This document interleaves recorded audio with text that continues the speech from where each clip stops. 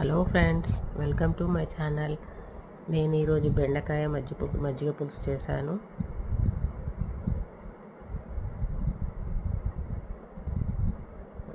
దానికోసం బెండకాయలను ఫ్రై చేసుకోవాలి. తాలింపు చేసుకొని బెండకాయలను ఫ్రై చేసుకొని ఆనియన్స్, పచ్చిమిర్చి,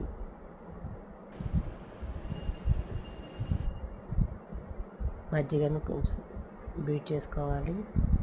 కొంచెం పల్చగా చేసుకోవాలి. కర్డ్ని బీట్ చేసుకొని మజ్జిగలా చేసుకోవాలి.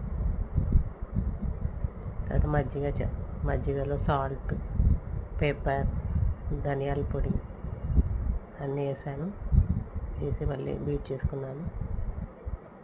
ఆ తర్వాత ఫ్రై చేసిన బెండకాయల్ని దీంట్లో వేసాను. సాల్ట్,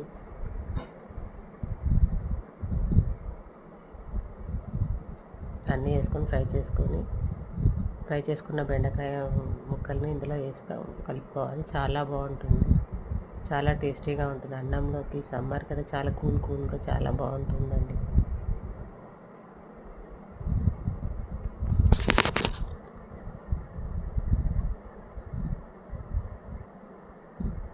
చాలా టేస్టీగా ఉంటుంది. Emmy food.